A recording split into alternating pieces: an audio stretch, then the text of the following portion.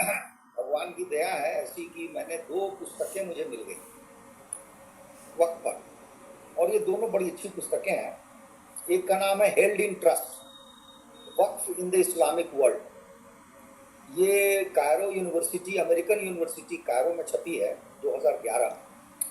इसके जो एडिटर हैं वो हैं पास्कल गजाले। और दूसरी पुस्तक है जो भारत को लेकर के है, उसका नाम है Muslim endowments and society in British India. ये ग्रेगोरी कोज़लोव्स्की नाम के ऑथर हैं। 1985 में इन्होंने पुस्तक लिखी। तो आदित्य जी, बड़े आनंद का विषय ये है कि हमें ये जानना चाहिए कि वक्त का इतिहास क्या है, उसका उद्गम क्या है, वो कहाँ से आरंभ हुआ। आपको आश्चर्य होगा जान करके, घोर आश्चर्य का विषय है कि वक्त शब्द तो अरबी है, अरब से आया है, लेकिन इसका पूरे कुरान में कहीं कोई उल्लेख नहीं।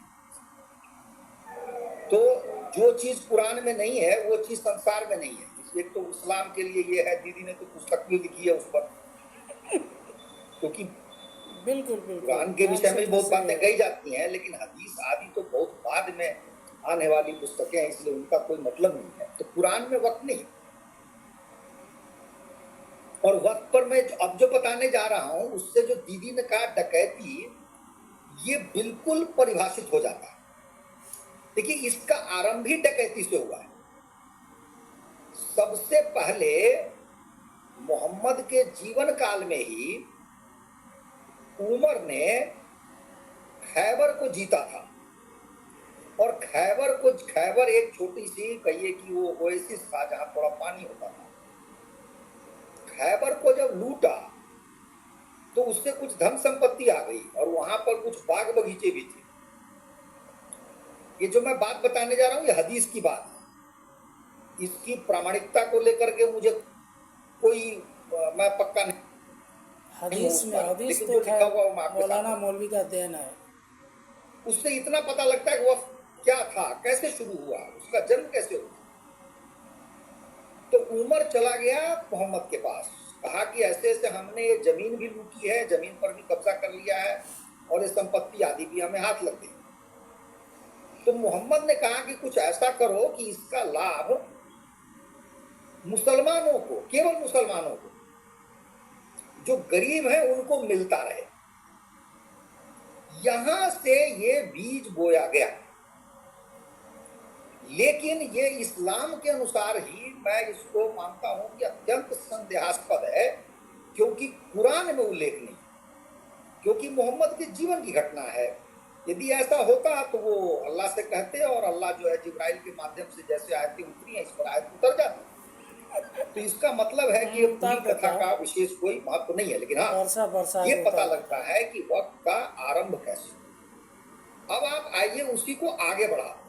मैं अरब की ही बात अभी कर रहा हूं। जब लूट अधिक बढ़ी, संपत्ति अधिक हाथ लगने लगी, तब इन लोगों ने इस पर विचार और गहराई से आरंभ किया। और उसमें एक पहलू आता है जिसकी तरफ हमारा ध्यान जाना आवश्यक है। वो पहलू क्या है कि उसका आरंभ में वक्त का संबंध इस्लाम से नहीं था, मजहब से नहीं था, यहां तक कि मस्जिद से नहीं था। वक्त का संबंध किससे था? तो अधिकतर लोग जो लूटपाट करते थे, जिनको संपत्ति हाथ लग जाती थी, और मान लीजिए किसी कारण से उनकी औलाद नहीं है, संतान नहीं है, क्योंकि इस्लाम में आप गोद नहीं ले सकते, तो क्या है, 2 ही उपाय हैं। या तो आप यूं ही मर जाइए और आपकी संपत्ति जो भी होगा समाज ले लेगा, और अन्यथा संसार भर में ये नियम है कि जिसका कोई उत्तराधिकारी नहीं होता उसकी संपत्ति का मालिक राज्य हो जाता है। हमारे भारतवर्ष में भी ऐसा हुआ है, अन्यत्र भी ऐसे। तो ये जो सारा प्रयास था मुसलमानों का अपनी संपत्ति को राज्य से बचाने, और दूसरा टैक्स से भी बचाने, क्योंकि मतलब क्या है कि संसार भर में जो नियम है, आपका घर है उस पर भी आप हाउस टैक्स देते हैं, भूमि है, खेती बाड़ी करते हैं उस पर भी आप टैक्स देते हैं, दुकान है उस पर भी टैक्स देते हैं, संपत्ति का रूप कोई भी हो आप टैक्स देते हैं। तो मूल उद्देश्य मुसलमानों का ये था कि हमारी संपत्ति सरकार को न जाए और हमारी संपत्ति पर टैक्स न लगे। तो मान लीजिए ऐसा कोई व्यक्ति हो जिसके बाल बच्चे न हो और वो मृत्यु शैया पे बैठा हुआ है या उसको लगता है कि मुझे मरना है, तो वो क्या करेगा?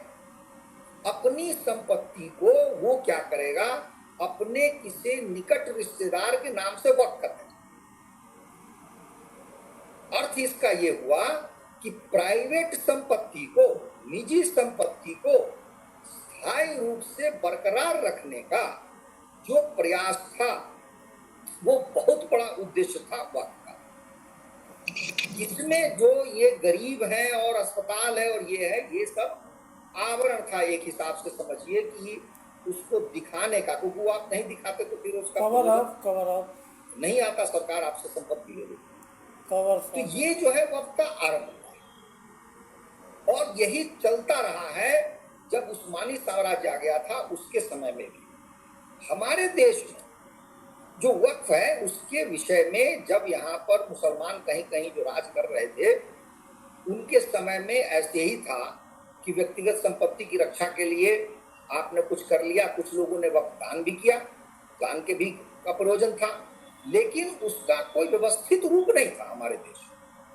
और उसका एक बड़ा कारण ये था कि भारतवर्ष में मुसलमानों का जो विभाजन था वो दंग करने लायक है। और मैं बताऊं आपको कि इससे इस्लाम की भी धज्जियां उड़ती हैं कि एक तो कहते हैं कि हम सब समान हैं, उम्मा है। आपको मैं नाम देता हूं, वक्फ को लेकर के ही जो नाम आए शुरू में वो ये है कि सुन्नी का वक्फ होगा, शिया का होगा, अहले हदीस का होगा, देवबंदी का होगा, बरेलवी का होगा, लाहौरी का होगा, देहलवी का होगा, जयपुरी का होगा, शरीफ का होगा, शरीफ यहाँ धनी मनी है, और अजलाफ का होगा, गरीब का होगा। इतने हिस्सों में बांट दिया गया मुसलमानों को कि जब अंग्रेज आए तो वो पागल हो गए।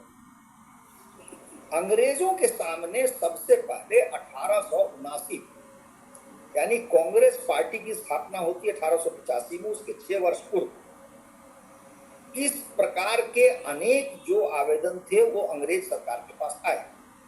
अंग्रेज सरकार ने विभिन्न हाई कोर्ट में इनको भेजा। हाई कोर्ट ने जो अपना निर्णय सुनाया वो हमें जानना चाहिए।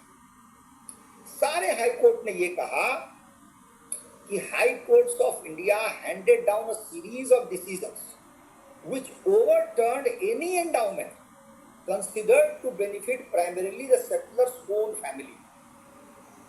और ये वैसे ही आवेदन आए थे। अब आप समझिए, दो बातें ध्यान रखने की है। पहली बात लूट का माल, दूसरी बात निजी उसको कर दिया, और उस निजी को बचाने के लिए वक्त का कि बैसाखी ली गई। लेकिन अंग्रेज जो जज थे उन सारे जज ने जितने हाई कोर्ट्स में आवेदन गए थे, जब रिट गई होगी, सब पर एक ही फैसला दिया कि हम इसको प्राइवेट प्रॉपर्टी नहीं मानते और उसको रिजेक्ट करते। उस समय भारतवर्ष में सुप्रीम कोर्ट नहीं होता, सुप्रीम कोर्ट होता था लंदन, जिसका नाम था प्रिवी काउंसिल। ये सारे विवाद प्रिवी काउंसिल में चले। 1894 में प्रिवी काउंसिल ने भारत देश में जितने हाई कोर्ट थे उनके जो निर्णय थे, सम्मिलित निर्णय, उनको न केवल बरकरार रखा बल्कि कहा, आदेश दिया एक लाइन में जो हमें जानना चाहिए। उसने कहा कि वक्फ का मतलब हमारी दृष्टि में केवल रिलीजियस, चैरिटेबल और पब्लिक होना चाहिए, प्राइवेट नहीं। लेकिन ये 1894 में जब आया तो हमारे देश में बवाल मचा, और इस बवाल मचने के बाद मैं आपको बताऊं, इसमें कांग्रेस पार्टी पहली बार हिस्सेदार बनती है और मुस्लिम लीग, बाद में जो मुस्लिम लीग बनी, इन दोनों ने इस विषय पर विचार विमर्श किया।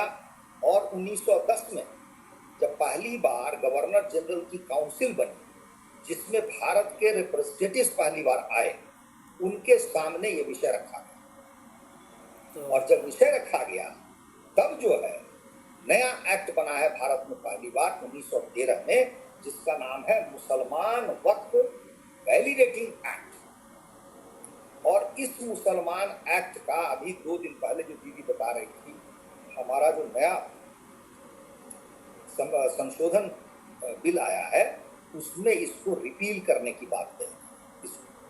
अब इसमें देखिए क्या हुआ कि मुस्लिम राइट का जो फैमिली को देने का जो वक्फ का सिस्टम है, इसको गवर्नर जनरल काउंसिल ने रिस्टोर किया और उसी का रिफ्लेक्शन मुसलमान वक्फ वैलिडेटिंग एक्ट में आया है। तो ये जो वक्फ की यात्रा है ये 1913 से आरंभ हुई।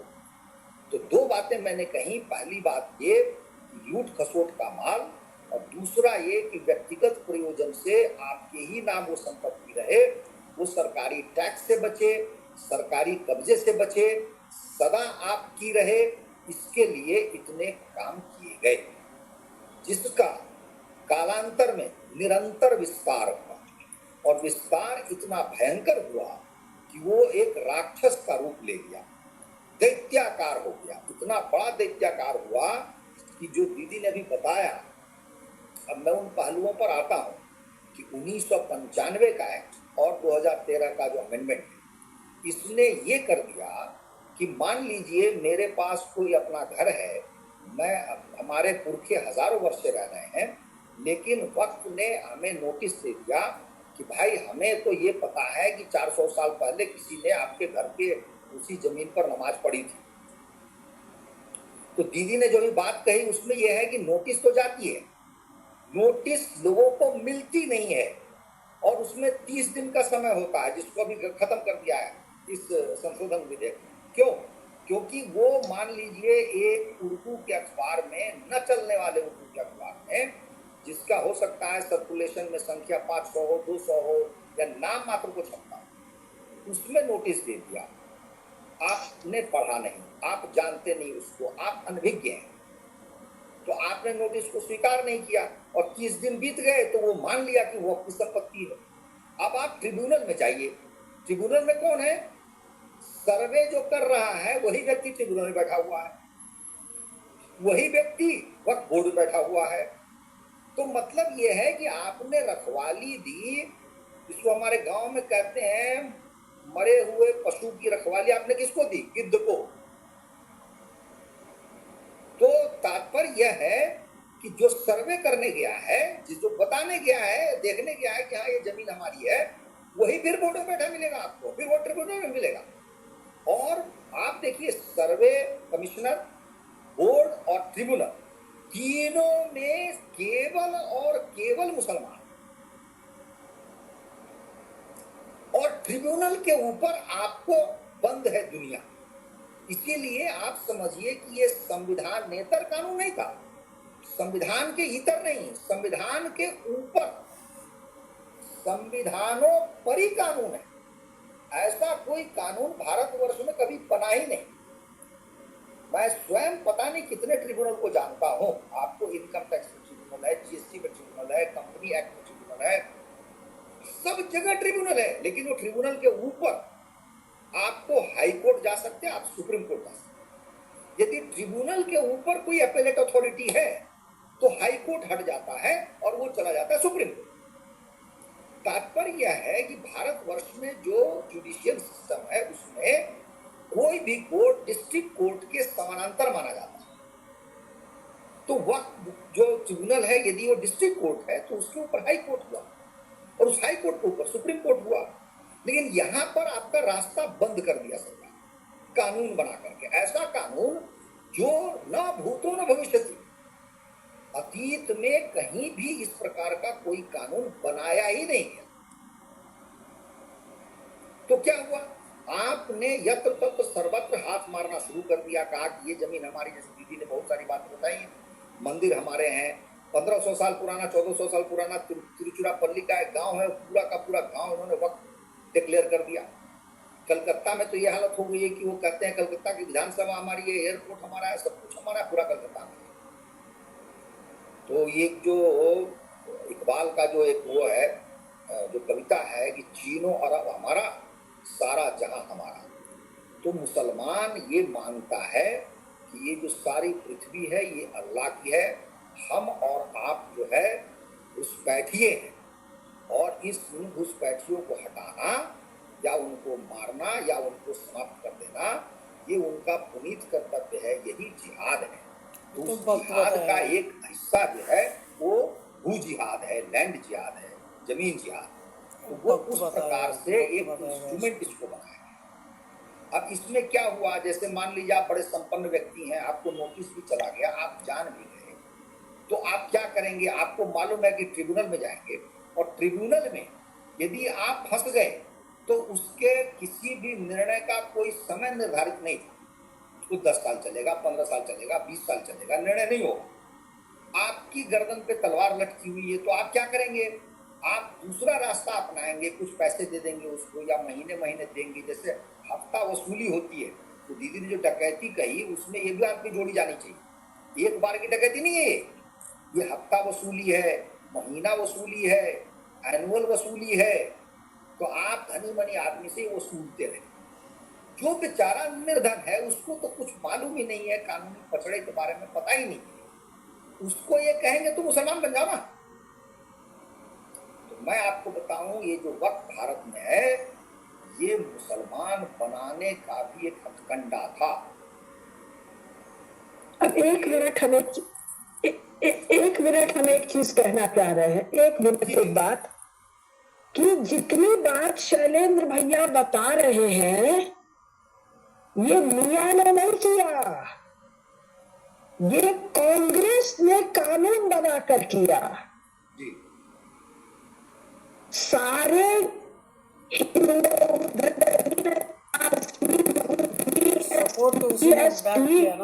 ये मायावती और अखिलेश का घर कह दे हमारा है, ये कानून बनाया कांग्रेस ने। हम लोग को बार बार ये याद रखने की जरूरत है, यानी कानून बनाकर डकैती करवाना।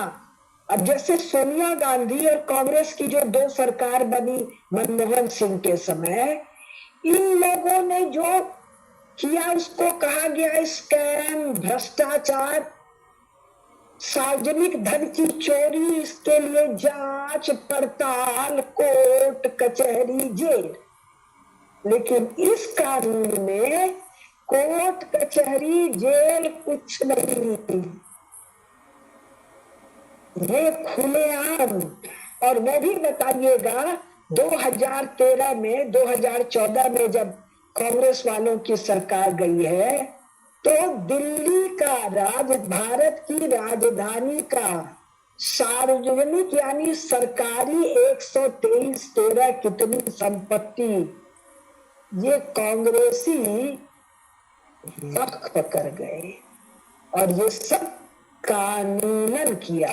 तो ये बार बार हम ध्यान दिलाना चाह रहे हैं, ये मियां नहीं कर रहा, मियां की औकात नहीं है, ये कांग्रेस डकैती का कानून बना कर करवा रही है, इसमें कोई सजा नहीं। वोट दे के कांग्रेस को, ठीक है जी भैया, क्षमा चाहती हूँ, लोगों को ध्यान नहीं आता है।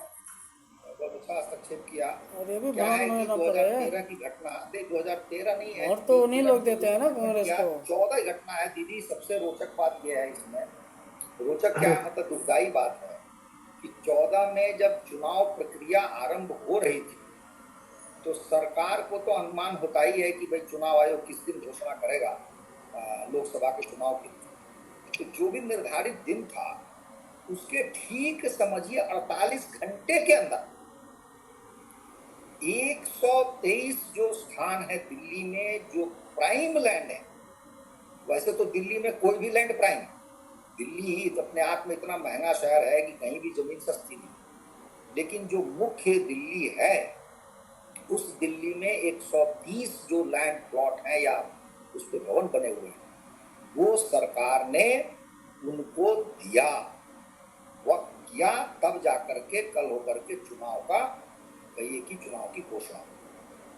ये तो ऐसा था जैसे कहिए जिसको आप कह सकते हैं दिन दहाड़े डकैती, इसमें कोई दो राय नहीं। तो खैर मैं इसमें सुप्रीम कोर्ट झांकने नहीं आया, इसमें सुप्रीम कोर्ट झांकने नहीं आया, नहीं आया।